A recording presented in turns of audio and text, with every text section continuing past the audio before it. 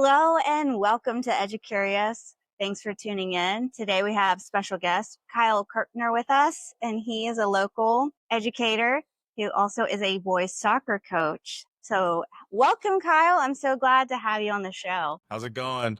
Glad to be here. Thanks for joining us. I want to hear a little bit about your journey to how you got to teach eighth grade literature and writing because your background was not in education and you have came to college on a soccer scholarship. So let's just go back in time. Tell us how you got here. Okay, well, I started, like you said, graduated from Weber with a degree in business. I played soccer. When I graduated, I jumped right into sales because my degree was in marketing. I did sales for quite a while, going around the state of Florida, selling. Mainly, it was a service to begin with. So we sold inspections. Building inspections, commercial, residential, and the travel kind of got monotonous. I came home, started selling device sales, easier selling a tangible item than a service, certainly, but it was in citrus. And if you know anything about the citrus locally, it's dying. And I kind of started dabbling in substitute teaching,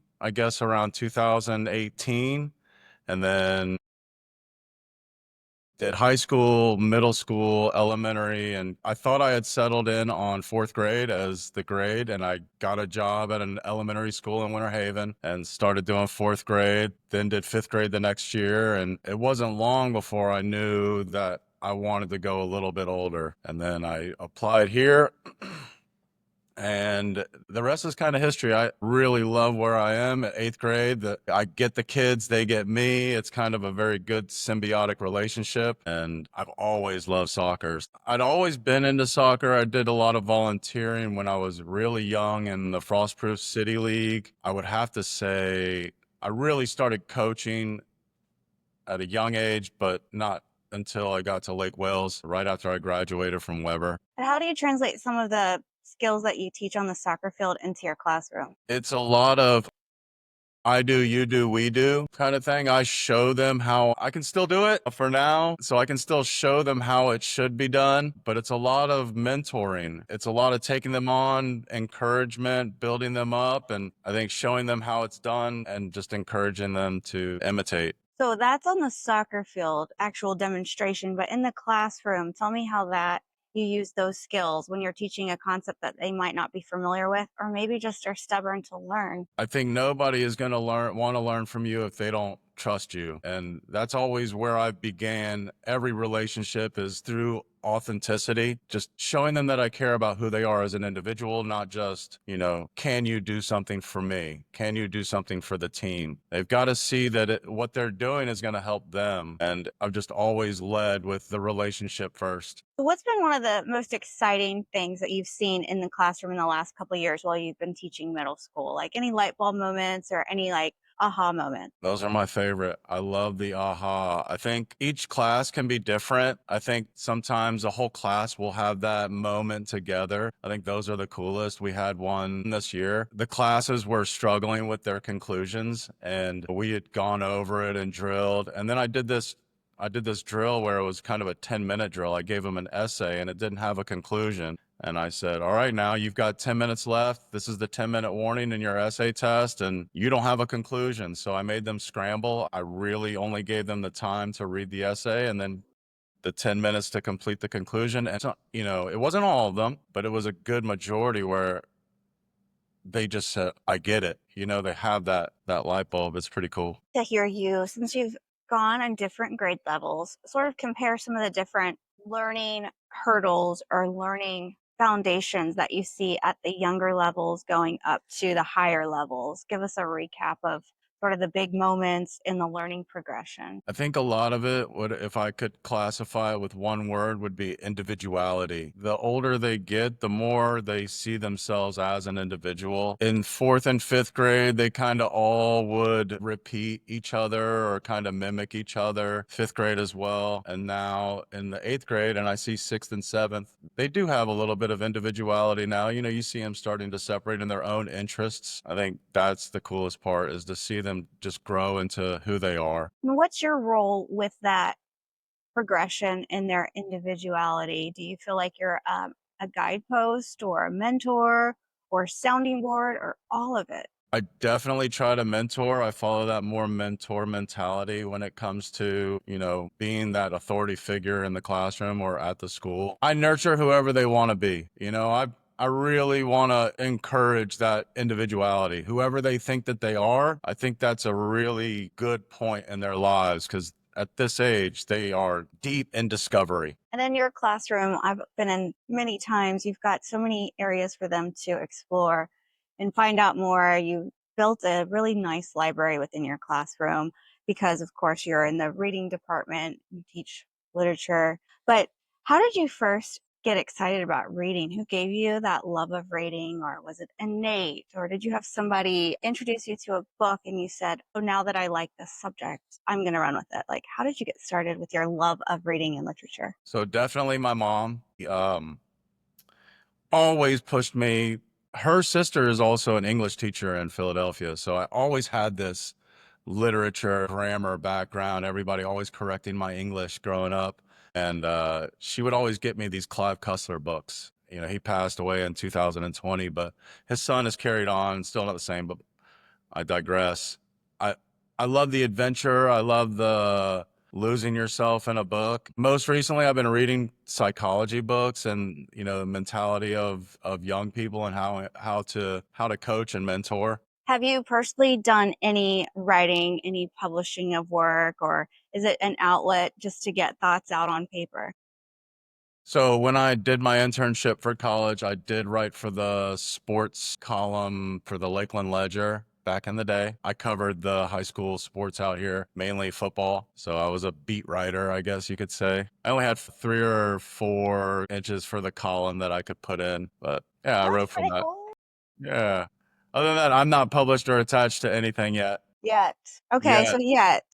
So where do you see yourself in the next couple of years with these yet? As you know, I'm currently seeking my master's in educational leadership. I will be done in December. I hope to get into the front office. I'd like to be an assistant principal in the next 5 years. And then after, using that position, gain knowledge, 8 years after, maybe somewhere else. I don't know. But I like where I am. And what about some of the writing opportunities? Where are you looking to do to get published with that? I was taking a children's book. I haven't decided what age yet, but definitely, I've had some fun experiences.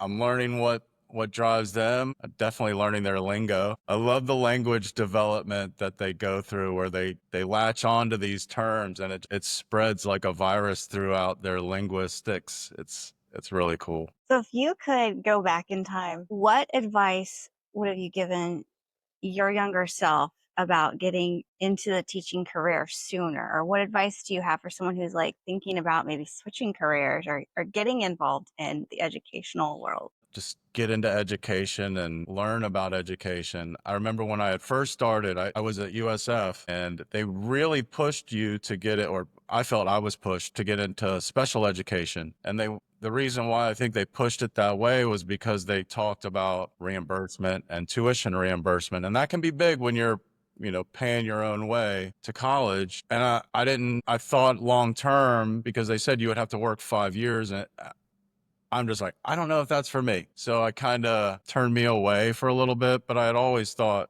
teaching would be something I would do later on. But since you've been in education, have there been some moments that you just remember and you just smile and say, I made that happen, or I was part of that big development? Well, I teach a very difficult subject that a lot of kids hate writing, but it's the ones that hate writing, but I am able to make their classes digestible. I won't give her name, but she's openly stated how much she cannot stand writing. And at the end of the year, she tells me that I've made it interesting. That's the best she'll give me. So I think that's an accomplishment. Making somebody who doesn't like your subject actually not cringe when they walk into your classroom. They're little, but they mean a lot. because kids cannot stand writing, and I make them write an awful lot. Where do you pull your inspiration for what you're going to write about? Is it strictly like the lesson plan, stick to it, no deviation, or do you pull it from current events or things that the kids are interested from? It's definitely a mixture of both. I like to stay current, but I think it's more important to relate to the kid, like to meet them where they are. The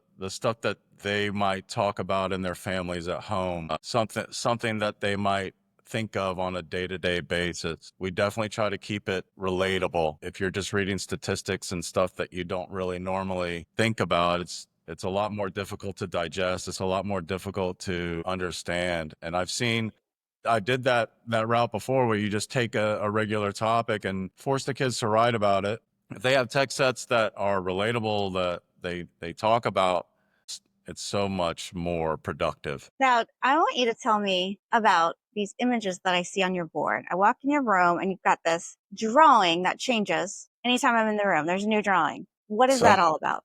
I like drawing for the kids. I've always had an artistic background, and I give them the opportunity to suggest themes for the week. Each week it'll be a different drawing. I try to keep it, a theme. If it's Christmas, I drew Toothless in a Christmas outfit. I drew the Grinch. They've been begging me to draw LeBron. I'll be drawing LeBron after I get off of this interview with you. It's just something different to change it up, to keep the classroom fresh. I also put country flags up. I try to have a flag that would relate to a smaller portion of the class and just try to give them a feeling of belongingness in here. I think it's important to have a room that feels welcoming and warm. I can thank my mama for that. Mama definitely helped me put this together. You've been in education several years now. What do you feel like education needs the most? I think we need funding. There's a lot that slips through the cracks because we lack funding. Budgeting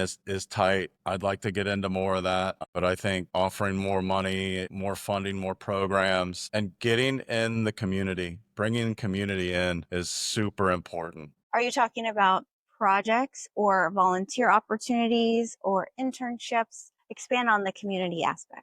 I think by bringing in, I think it would be projects, but it could also be maybe something where the school and the community come together to put off a production or get together. I just community involvement, having them at the school, having the school be represented at businesses. Yeah, I think community involvement and funding, but those could kind of go hand in hand. So, what would you like to learn more about in the next little while? I know we talked about your aspirations, but like personal development, what do you want to get better at or know more about in education? So I've only just started to learn about CRT, the cultural relationship theory, and that's been driving a lot of my instruction and, choosing what text base, just being able to relate to the kids and having the home and the school kind of working together. It's been my focus this year. You meet the kid where they are and just whatever you're using as your instruction, it touches home or it touches where they are from. I think using those text sets that the kid will easily relate to is a great start. So, talk about a little bit about growing up in this area, some of the things that really made you who you are today. Definitely agriculture. Growing up in here, it's all about citrus, and we're watching the citrus groves being leveled for real estate nowadays. And that's why I was in citrus before teaching. It was usually you were in citrus if you were a professional out here. And I think that it's been difficult to switch gears, but I wouldn't have it any other way. This is exponentially more rewarding than selling soil moisture probes. And some of the random scientific facts that you're able to rattle off make me stop and think for a little bit. Do you wish that you would have switched into education earlier, or do you use a lot of what you learned in the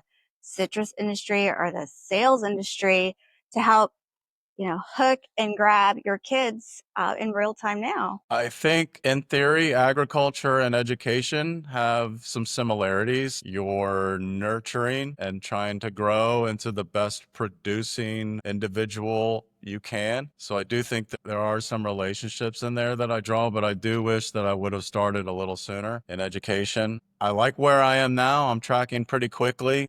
Tell me a little bit about where you go for inspiration, for you said you're reading some psychology, you're looking at the culturally responsive theories. Do you have any favorite books or TED Talks or resources that you could share with the viewers? Yeah, so there's this guy, his name's Chip England. He's a shooting coach for the NBA. He doesn't have any books per se, but the book that I most recently read, it's called 10 to 25 Coaching the Young Adult. And it primarily speaks on the motivations behind 10 to 25-year-olds and how to communicate. Because it used to be the sandwich where you would have two positives and you would put your negative in there. But it's been shown that that doesn't really work. And we need to build these authentic relationships and give them a reason to trust us. Because as authorities and as generational separation between you and your students, from professionalism to educational world, criticism matters how you deliver it. If you just try to offer criticism to somebody who you do not know or don't have a relationship with, the meaning could be construed and not really find the landing spot that you intended. Uh, 10 to 25, Dr. David Yeager is really big on the mentor mentality and talks a lot about the authoritarian and the protectorate and the mentor being right in the middle, that happy place. I won't call it a Goldilocks zone, but it's a pretty good theory. But I'll go back to Chip England. He's the shooting coach, and he doesn't try to correct everything about their shooting. And mind you, he's usually working with 19-year-old draftees fresh out of their first year of college and in the NBA. So his delivery is to build on what they've already got and place value in what they've already accomplished and give them a social identity. Because I think social reward is more important than any reward you can give them at that age. They want to be socially accepted. It's called wakamana, which you give mana. Waka, give. Mana is power. So give power. It's a Maori saying I heard in the book, but give power. Give them the power so that they can do what they're meant to do. I was just thinking of the correlations of the business world. Weber, we had to read all kinds of stuff about theory of motivation in a business world in a company, and then the theory of motivation in a classroom. There are so many parallels. They might be called different, or we might focus on different psychologists or big thinkers of the time, but the fundamentals the same. They want to be seen, they want to be heard, they want to be able to express themselves. But I absolutely love what you said of build on what they already have. And I do see you do that within your classroom of students. What other resources come to mind? My dad, he's always been my mentor. He doesn't let you get away with mediocrity. He tells you, you're capable of so much more. I think those high standards that he's always had us live up to is important, because we might want to give up. We might think that we're not capable, but if you have somebody telling you, come on, you can do this. It's easier than you think. Help push you through something that, could stop somebody who doesn't have that support. So I want to be that support for someone who might not have somebody in their corner saying, you can do this. So I think that's important too. Expand on the relationship that you have with Papa Kirkner, because you have both been on the soccer field coaching side by side. And that's just really neat to see. Yeah, so he's always pushed me in soccer. I played soccer at the age of 5. I'm sure I had a soccer ball before I could even walk. He didn't start playing until he was in his 20s, and he wanted to make sure that I had, and my brothers had, the opportunity to be the best soccer players we could. And there were long afternoons in the front yard of 30-shot game. It was a game that we played, and I remember wanting to quit several times, and he just made me push through it, whether it was a headache or I wasn't feeling well or I needed water. He always made me push through 10 more minutes or 10 more minutes. And that drive he instilled in me, that ability to just overcome something that was uncomfortable. And I learned the difference between hurt and injured. If you're hurt, you can carry on. If you're injured, we need to get you to the hospital. And that was always one of those, can you push through it moments you had to think about. But we coached together in high school. When I graduated from Weber, we coached at Lake Wales, my dad and my middle brother, Chris, to I'm pretty sure it was the first district championship Lake Wales ever got. It wasn't the last. They just won this year too. But yeah, just being with him, coaching with him, It's been awesome. He's been alongside you with the soccer coaching and mentoring, and then you've been able to mentor countless students. So that cycle just continues. And how did you talk him into coaching middle school soccer? Because that is a tricky age, and not everyone's up for that challenge. Yeah. And you don't really get paid a lot for it. It's usually negative in the long run, but it was easy convincing him to come back to coaching. He's so good at it. He has read countless amounts of literature. And I think and I'm speaking for myself mainly, to be able to give back and to teach somebody what you've learned and to give them that gift of being able to strike the ball or being able to understand the game. It's so rewarding. And that's why I teach, is because you get that moment in the soccer field by showing them how to do something that they wouldn't normally be able to accomplish on their own, how to write a conclusion, how to kick an in-step drive. These moments are what make it worth it. Just seeing somebody be able to do something on their own. What's been one of your greatest accomplishments? Can be first career, second career, coaching, college. What are some of the things that you want to hang on your wall, your brag board? I always feel like it's the year that I'm in. I always try to be the best I can every year. I always want to get better since I'm so new to this profession. Every year I want to be better. Last year it was a young student. He was really shy, did not integrate well socially, and at graduation, I just see the happiness and the journey completing the middle school journey, not the educational journey, but I just see this next step that the kids are taking. I think that every year, just the growth that these kids go through and who they come to me as and who they leave, that's an accomplishment. Just seeing them grow. I love it. What's been one of your biggest challenges as you've been on your journey to continuous growth? Nothing to do with the kids. I think the most difficult is the politics of everything education. I think it's very political. I think there's sides that people take, whether it's being stuck doing what you're used to doing and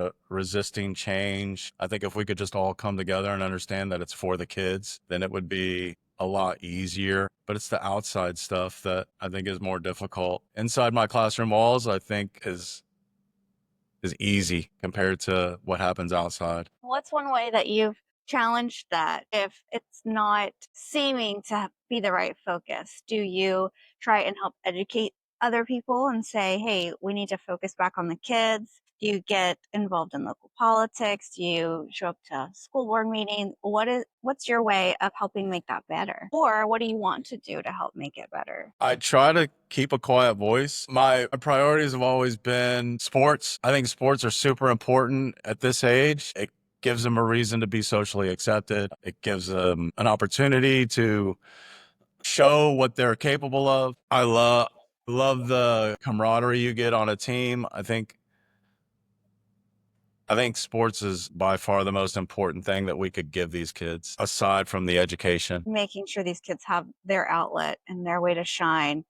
You're essentially just making sure the system is as good as it can be for the students. I just want to make sure that they have that opportunity. I know that we didn't have a practice facility last year for soccer. This year we were able to secure one. But when I was in the teacher advisory committee, that would always be my drum that I would beat. When are we going to get a facility? When are we going to get a facility? I just always want to be an advocate for athletics. So, with recruiting for sports, which you have plenty of experience on, how would you recruit to get more people involved in coaching? What is your pitch? Why should we get involved in our education system? I think once you get them involved, getting them involved at a young age, like I did, I started doing it just to satisfy those volunteer hours that you need in high school. So I always impart that on the team here. If you ever need hours, come by, help with a practice, do what you can. Getting them involved that way is the start. Once they see the reward that you get, I think that in and of itself is enough to drive you to want to coach. Because when you see somebody for the first time do something that you showed them how to do and actually understand it and take it as their own, that's the reward.